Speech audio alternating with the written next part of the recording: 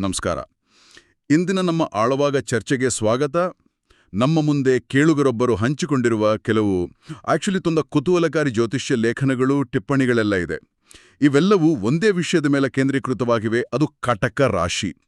ಇವತ್ತು ನಾವು ಈ ಮೂಲಗಳನ್ನು ಆಳವಾಗಿ ಪರಿಶೀಲಿಸಿ ಕಟಕ ರಾಶಿಯವರ ಜೀವನವನ್ನು ರೂಪಿಸುವ 4 ಪ್ರಮುಖ ಶಕ್ತಿಗಳ ಬಗ್ಗೆ ಮಾತಾಡೋಣ. ಶನಿ ಮಹಾದಶೆ, ಗಜಕೇಸರಿ ಯೋಗ, ಆಮೇಲೆ ಕುಜದೋಷ ಮತ್ತು ಗ್ರಹಣಗಳು. ಈ ಸಂಕೀರ್ಣವಾದ ಆಟವನ್ನು ಹೇಗೆ ಹೇಳೋದು, ಸ್ವಲ್ಪ ಬಿಡಿಸಿ ನೋಡೋದು ನಮ್ಮ ಇಂದಿನ ಉದ್ದೇಶ. ಹೌದು, ಇದೊಂದು ಬಹಳ ಇಂಟ್ರೆಸ್ಟಿಂಗ್ ಕಾಂಬಿನೇಷನ್. ಯಾಕಂದ್ರೆ ಈ 4 ಅಂಶಗಳು ಒಂದಕ್ಕೊಂದು ವಿರುದ್ಧ ದಿಕ್ಕಿನಲ್ಲಿ ಕೆಲಸ ಮಾಡೋ ಹಾಗೆ ಕಾಣುತ್ತೆ. ಒಂದು ಕಡೆ ನೋಡಿದ್ರೆ ಶನಿಯ ಕಠಿಣ ಶಿಸ್ತು, ಹೌದು. ಇನ್ನೊಂದು ಕಡೆ ಗಜಕೇಸರಿ ಯೋಗದ ರಾಜವೈಭವ. ಆಮೇಲೆ ಒಂದು ಕಡೆ ಕುಜದೋಷದ ಸಂಘರ್ಷ, ಮತ್ತೊಂದು ಕಡೆ ಅದೇ ಕುಜನು ಧೈರ್ಯವನ್ನೂ ಕೊಡ್ತಾನೆ. ಇವೆಲ್ಲವನ್ನ ಅರ್ಥ ಮಾಡ್ಕೊಳ್ಳೋ ಮೊದಲು ಈ ಎಲ್ಲ ದಾಖಲೆಗಳಲ್ಲಿ ಪದೇ ಪದೇ ಬರುವ ಒಂದು ಅಂಶವನ್ನ ನಾವು ಗಮನಿಸಬೇಕು. ಯಾವುದದು? ಅದು ಕಟಕ ರಾಶಿಯವರ ಮೂಲ ಸ್ವಭಾವ. ಆ ಸ್ವಭಾವದ ವೇದಿಕೆಯ ಮೇಲೆಯೇ ಈ ಎಲ್ಲಾ ಗ್ರಹಗಳ ನಾಟಕ ನಡೆಯೋದು. ಸರಿ, ಹಾಗಾದ್ರೆ ಆ ವೇದಿಕೆಯಿಂದಲೇ ಶುರು ಮಾಡೋಣ. ಈ ಟಿಪ್ಪಣಿಗಳ ಪ್ರಕಾರ ಕಟಕ ರಾಶಿಯವರದು ಜಲತತ್ವ, ಅಂದ್ರೆ ನೀರಿನ ಸ್ವಭಾವ. ಅವರ ಆಡಳಿತ ಗ್ರಹ ಚಂದ್ರ. ಹಾಗಾಗಿ ಇವರು ಅತೀವ ಭಾವನಾತ್ಮಕ, ಕುಟುಂಬದ ಮೇಲೆ ವಿಪರೀತ ಪ್ರೀತಿ ಮತ್ತು ಸಹಾನುಭೂತಿಯುಳ್ಳವರು. ಆದರೆ ಇದೇ ಚಂದ್ರನಿಂದಾಗಿ ಅವರ ಮನಸ್ಸು ಸದಾ ಏರಿಳಿತಗಳಿಂದ ಕೂಡಿರುತ್ತೆ ಅಂತಾನೂ ಇದೆ. ಇಲ್ಲಿ ಒಂದು ವಾಕ್ಯವನ್ನ ಹೈಲೈಟ್ ಮಾಡಿದ್ದಾರೆ: ಇವರು ತರ್ಕಕ್ಕಿಂತ ಹೆಚ್ಚಾಗಿ ಮನಸ್ಸಿನಿಂದ ಬದುಕುವವರು. ಇದರ ಅರ್ಥವೇನು?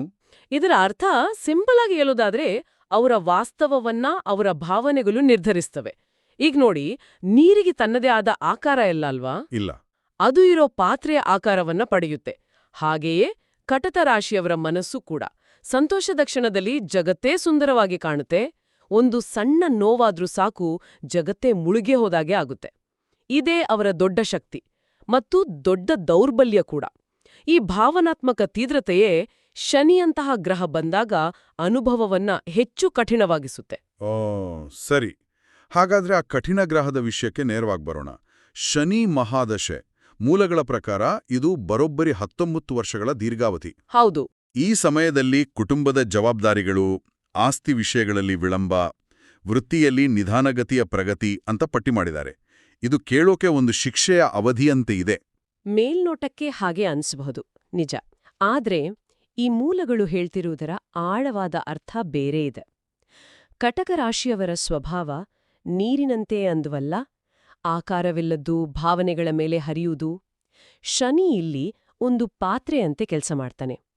ಆರಂಭದಲ್ಲಿ ಅದು ಬಂಧನ ಅನ್ಸ್ಬಹುದು, ಆದ್ರೆ ಅದೇ ಪಾತ್ರೆ ಅವರ ಶಕ್ತಿಗೆ ಒಂದು ನಿರ್ದಿಷ್ಟ ರೂಪ ಕೊಡುತ್ತೆ. ಭವಿಷ್ಯದ ದೊಡ್ಡ ಯಶಸ್ಸನ್ನ ಹಿಡಿದಿಟ್ಟುಕೊಳ್ಳೋಕೆ ಸಹಾಯ ಮಾಡುತ್ತೆ. ಶಿಸ್ತು ಇಲ್ಲದ ಭಾವನೆಗಳು ಕೇವಲ ಚಂಚಲತೆಯಷ್ಟೇ. ಶನಿ ಆ ಚಂಚಲತೆಗೆ ಒಂದು ದಡವನ್ನ ಕಟ್ಕೊಡ್ತಾನೆ. ಇದೊಂದು ಶಿಕ್ಷೆಯಲ್ಲ, ಇದೊಂದು ತರಬೇತಿ. ವಾಹ್, ಅದೊಂದು ಅದ್ಭುತ ಹೋಲಿಕೆ. ಅಂದ್ರೆ ಶನಿ ಅವರ ಭಾವನಾತ್ಮಕ ಶಕ್ತಿಯನ್ನ ವೇಸ್ಟ್ ಆಗೋಗ್ಬಿಡಲ್ಲ, ಅದಕ್ಕೊಂದು ಚೌಕಟ್ಟು ಹಾಕ್ತಾನೆ. ಈ ಟಿಪ್ಪಣಿಗಳಲ್ಲಿ 30 ವರ್ಷಗಳ ನಂತರ ಜೀವನದಲ್ಲಿ ಸ್ಥಿರತೆ ಬರುತ್ತೆ ಅಂತ ಹೇಳಲಾಗಿದೆ. ಹಾಗಾದ್ರೆ ಈ 19 ವರ್ಷಗಳ ತರಬೇತಿಯ ಫಲ ಸಿಗೋಕೆ ಅಷ್ಟು ಸಮಯ ಬೇಕೇ? ಖಂಡಿತ. ಶನಿ ನಿಧಾನಗತಿಯ ಗ್ರಹ. ಆತ ತಕ್ಷಣದ ಫಲಿತಾಂಶ ಕೊಡೋದಿಲ್ಲ. ಆತ ಕಟ್ಟುವ ಅಡಿಪಾಯ ತುಂಬಾ ಗಟ್ಟಿ ಇರುತ್ತೆ. 30 ವರ್ಷದ ಹೊತ್ತಿಗೆ ಕಟಕ ರಾಶಿಯವರು ತಮ್ಮ ಭಾವನೆಗಳನ್ನ ಹೇಗೆ ನಿರ್ವಹಣೆ ಮಾಡಬೇಕು, ವಾಸ್ತವವನ್ನ ಹೇಗೆ ಎದುರಿಸ್ಬೇಕು ಅಂತ ಕಲ್ತಿರ್ತಾರೆ. ಜವಾಬ್ದಾರಿಗಳನ್ನ ಹೇಗೆ ನಿಭಾಯಿಸ್ಬೇಕು ಅನ್ನೋದು ಗೊತ್ತಾಗಿರುತ್ತೆ. ಆಗ ಅವರ ಜೀವನಕ್ಕೆ ಒಂದು ಸ್ಥಿರತೆ ಬರುತ್ತೆ.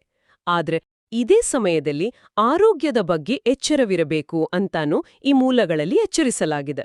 ವಿಶೇಷವಾಗಿ ಮಾನಸಿಕ ಒತ್ತಡ, ನಿದ್ರಾಹೀನತೆ, ಆಮೇಲೆ ಜಲಸಂಬಂಧಿ ಕಾಯಿಲೆಗಳು. ಯಾಕಂದ್ರೆ ಈ ತರಬೇತಿ ಸುಲಭವಾಗಿರೋದಿಲ್ಲ.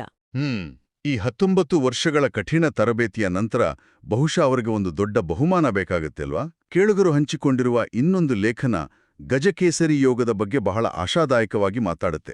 ಗುರು ಮತ್ತು ಚಂದ್ರರು ಕೇಂದ್ರದಲ್ಲಿದ್ದಾಗ ಉಂಟಾಗುವ ಈ ಯೋಗ ಸಮಾಜದಲ್ಲಿ ಗೌರವ, ಆಸ್ತಿ ಲಾಭ, ಸಮೃದ್ಧಿ ತರುತ್ತೆ ಅಂತ ಹೇಳಲಾಗಿದೆ. ಇದು ಶನಿಯ ಪ್ರಭಾವಕ್ಕೆ ಒಂದು ಪರಿಹಾರದಂತೆ ಕೆಲಸ ಮಾಡುತ್ತದೆಯಾ? ಪರಿಹಾರ ಅನ್ನೋದಕ್ಕಿಂತ ಅದೊಂದು ಪೂರಕ ಶಕ್ತಿ ಅಂತ ಹೇಳಬಹುದು. ಇಲ್ಲಿ ಒಂದು ಆಸಕ್ತಿದಾಯಕ ಸಂಗತಿ ಇದೆ: ಇವೆರಡರ ಸಂಯೋಜನೆ. ಈಗ ನೋಡಿ, ಶನಿ ಕಠಿಣ ಪರಿಶ್ರಮದಿಂದ ಒಂದು ಅಣೆಕಟ್ಟನ್ನು ಕಟ್ಟಿಸ್ತಾನೆ ಅಂದ್ಕೊಳ್ಳಿ. ಆತ ಕೇವಲ ಗೋಡೆಗಳನ್ನ ಎಬ್ಬಿಸ್ತಾನೆ ಅಷ್ಟೇ. ಸರಿ. ಆದ್ರೆ ಗಜಕೇಸರಿ ಯೋಗದ ಗುರು ಆ ಅಣೆಕಟ್ಟಿನಲ್ಲಿ ನೀರನ್ನ ತುಂಬಿಸಿ ಅದರಿಂದ ವಿದ್ಯುತ್ ಉತ್ಪಾದಿಸಿ ಸಾವಿರಾರು ಎಕರೆಗೆ ನೀರು ಹಾಯಿಸುವ ಒಂದು ಬೃಹತ್ ಯೋಜನೆಯನ್ನ ರೂಪಿಸ್ತಾನೆ.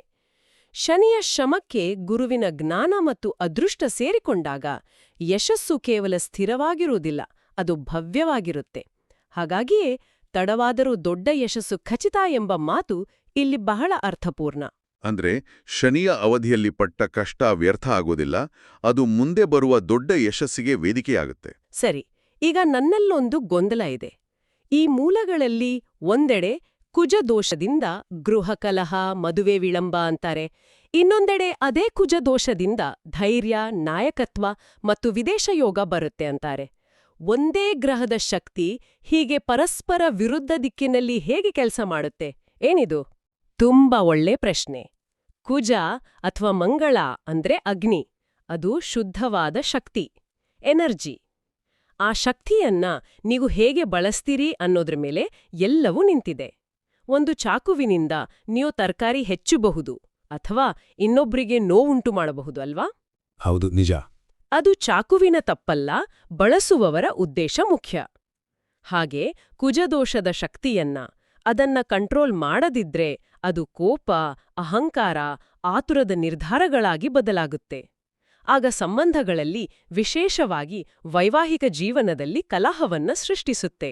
ಹಾಗಾದ್ರೆ ಇದೇ ಶಕ್ತಿ ಸಕಾರಾತ್ಮಕವಾಗಿ ಕೆಲಸ ಮಾಡೋದು ಹೇಗೆ? ಮೂಲಗಳಲ್ಲಿ ಅದಕ್ಕೂ ಉತ್ತರಗಳಿವೆ. ಜಾತಕ ಹೊಂದಾಣಿಕೆ ಮತ್ತು ಹನುಮಾನ್ ಚಾಲಿಸಾದಂಥ ಆಧ್ಯಾತ್ಮಿಕ ಅಭ್ಯಾಸಗಳ ಮೂಲಕ ಆ ಶಕ್ತಿಗೆ ಸರಿಯಾದ ದಿಕ್ಕನ್ನ ಕೊಟ್ಟಾಗ ಅದೇ ಅಗ್ನಿ, ಅದೇ ಎನರ್ಜಿ ಧೈರ್ಯವಾಗಿ, ಆತ್ಮವಿಶ್ವಾಸವಾಗಿ, ನಾಯಕತ್ವವಾಗಿ ಬದಲಾಗುತ್ತೆ. ಇನ್ನು ವಿದೇಶ ಯೋಗದ ವಿಷಯಕ್ಕೆ ಬಂದ್ರೆ, ಮನೆ ಮತ್ತು ಕುಟುಂಬವನ್ನ ಬಿಟ್ಟು ದೂರ ಹೋಗೋಕೆ ಅಸಾಧಾರಣ ಧೈರ್ಯ ಬೇಕು. ಕುಜ ಆ ಧೈರ್ಯವನ್ನ ಕೊಡ್ತಾನೆ. ನೋಡಿ, ಆತ ಒಂದು ಕಡೆ ಮನೆಯಲ್ಲಿ ಕಲಹ ಸೃಷ್ಟಿಸಿ ಮನೆಯಿಂದ ದೂರ ತಳ್ಳಬಹುದು, ಅಥವಾ ಇನ್ನೊಂದು ಕಡೆ ಮಹತ್ವಾಕಾಂಕ್ಷೆಗಳನ್ನ ನೀಡಿ ವಿದೇಶಕ್ಕೆ ಕಳುಹಿಸಬಹುದು. ದಿಕ್ಕು ಬೇರೆ, ಆದ್ರೆ ಹಿಂದಿರುವ ಶಕ್ತಿ ಒಂದೇ. ಇದು ನಿಜಕ್ಕೂ ಆಳವಾದ ಒಳನೋಟ. ಇನ್ನು ಸಂಕ್ಷಿಪ್ತವಾಗಿ ಗ್ರಹಣಗಳ ಬಗ್ಗೆಯೂ ಹೇಳಿದ್ದಾರೆ. ಭಾವನಾತ್ಮಕ ಅಸ್ಥಿರತೆ, ತಾತ್ಕಾಲಿಕ ಹಣಕಾಸಿನ ಅಡೆತಡೆಗಳು. ಕಟಕ ರಾಶಿಯ ಅಧಿಪತಿಯೇ ಚಂದ್ರನಾಗಿರೋದ್ರಿಂದ ಚಂದ್ರಗ್ರಹಣದ ಪರಿಣಾಮ ಅವರ ಮೇಲೆ ಹೆಚ್ಚಾಗಿರುತ್ತಾ? ಖಂಡಿತವಾಗಿ. ಚಂದ್ರನು ಮನಸ್ಸಿನ ಕಾರಕ ಅಲ್ವಾ? ಚಂದ್ರಗ್ರಹಣ ಅಂದ್ರೆ ಅವರ ಮನಸ್ಸಿನ ಮೇಲೆ ನೇರವಾಗಿ ಕಾರ್ಮೋಡ ಕವಿದ ಹಾಗೆ. ಆ ಸಮಯದಲ್ಲಿ ಅವರ ಭಾವನೆಗಳು ವಿಪರೀತ ಪ್ರಕ್ಷುಬ್ಧಗೊಳ್ಳುತ್ತವೆ. ಹಾಗಾಗಿ ಈ ದಾಖಲೆಗಳಲ್ಲಿ ಸ್ಪಷ್ಟವಾಗಿ ಹೇಳಿರೋ ಹಾಗೆ ಗ್ರಹಣದ ಸಮಯ ಯಾವುದೇ ದೊಡ್ಡ ನಿರ್ಧಾರಗಳನ್ನ, ವಿಶೇಷವಾಗಿ ಹಣಕಾಸು ಅಥವಾ ಸಂಬಂಧಗಳ ಕುರಿತ ನಿರ್ಧಾರಗಳನ್ನ ತೆಗೆದುಕೊಳ್ಳೋಕೆ ಸರಿಯಾದ ಸಮಯ ಅಲ್ಲ. ಬದಲಿಗೆ ಧ್ಯಾನ, ದಾನದಂತಹ ಕ್ರಿಯೆಗಳ ಮೂಲಕ ಮನಸ್ಸನ್ನ ಶಾಂತವಾಗಿಟ್ಕೊಳ್ಳೋಕೆ ಪ್ರಯತ್ನಿಸ್ಬೇಕು. ಅದೊಂದು ರೀತಿ ಮನಸ್ಸಿನ ರೀಸೆಟ್ ಬಟನ್ ಇದ್ದ ಹಾಗೆ. ಹಾಗಾದ್ರೆ ಈ ಎಲ್ಲ ಅಂಶಗಳನ್ನ ಒಟ್ಟಿಗೆ ಸೇರಿಸಿ ನೋಡೋಣ. ಶನಿಯ ಶಿಸ್ತು, ಗುರುವಿನ ಜ್ಞಾನ ಮತ್ತು ಕುಜನ ಶಕ್ತಿ, ಈ ಮೂರೂ ಸೇರಿ ಕಟಕ ರಾಶಿಯವಳ ಜೀವನವನ್ನ ಹೇಗೆ ರೂಪಿಸುತ್ತವೆ? ಈ ಕೇಳುಗರ ಟಿಪ್ಪಣಿಗಳಲ್ಲಿ 32ರಿಂದ 36 ವರ್ಷಗಳ ವಯಸ್ಸನ್ನ ಒಂದು ಮಹತ್ವದ ತಿರುವು ಅಂತ ಪದೇ ಪದೇ ಹೇಳಲಾಗಿದೆ. ಯಾಕೆ ಆ ನಿರ್ದಿಷ್ಟ ವಯಸ್ಸು? ಇದನ್ನ ನಾವು ಒಂದು ಕಥೆಯ ಹಾಗೆ ನೋಡ್ಬೋದು. ಒಬ್ಬ ವ್ಯಕ್ತಿ ತನ್ನ ಹದಿಹರೆಯದಿಂದ ಹಿಡಿದು 30ರ ಆರಂಭದವರೆಗೆ ಶನಿಯ ಕಠಿಣ ಶಾಲೆಯಲ್ಲಿ ಶಿಸ್ತು, ಸಹನೆ, ವಾಸ್ತವಿಕತೆ ಎಲ್ಲವನ್ನೂ ಕಲಿತಾನೆ.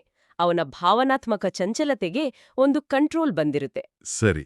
ಅವತ್ತಿರ ಹೊತ್ತಿಗೆ ಗುರುವಿನ ಗಜಕೇಸರಿ ಯೋಗದ ಪ್ರಭಾವ ಅವಕಾಶಗಳ ಬಾಗಿಲನ್ನ ತೆರೆಯುತ್ತೆ.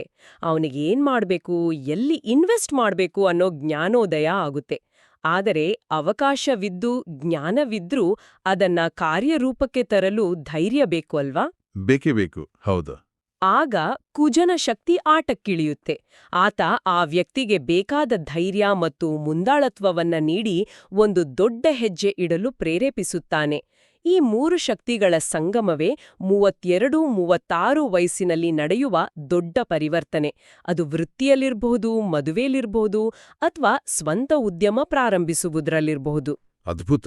ಇದು ಕೇವಲ ಜ್ಯೋತಿಷ್ಯದ ಅಂಕಿಅಂಶಗಳಲ್ಲ, ಇದೊಂಥರ ವ್ಯಕ್ತಿತ್ವ ವಿಕಾಸದ ನೀಲನಕ್ಷೆಯಂತೆ ಕಾಣುತ್ತಿದೆ.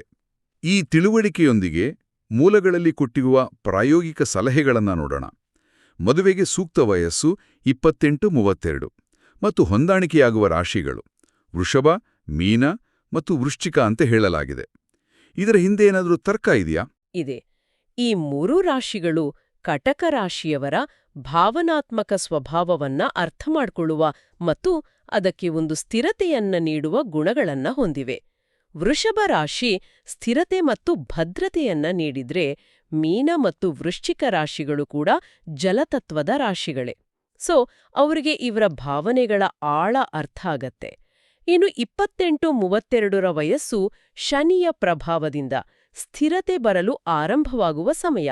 ಹಾಗಾಗಿ ಆ ಸಮಯದಲ್ಲಿ ತೆಗೆದುಕೊಳ್ಳುವ ನಿರ್ಧಾರ ಹೆಚ್ಚು ಪ್ರಬುದ್ಧವಾಗಿರುತ್ತೆ. ವೃತ್ತಿಯ ಬಗ್ಗೆಯೂ ಕೆಲವು ಕ್ಷೇತ್ರಗಳನ್ನ ಶಿಫಾರಸು ಮಾಡಿದ್ದಾರೆ. ರಿಯಲ್ ಎಸ್ಟೇಟ್, ಹೋಟೆಲ್ ಉದ್ಯಮ, ಆರೋಗ್ಯ ಸೇವೆ ಮತ್ತು ಸರ್ಕಾರಿ ವಲಯ. ಇವೆಲ್ಲವೂ ಕಟಕ ರಾಶಿಯವರ ಮೂಲ ಸ್ವಭಾವಕ್ಕೆ ಹೇಗೆ ಹೊಂದಿಕೆಯಾಗುತ್ತೆ?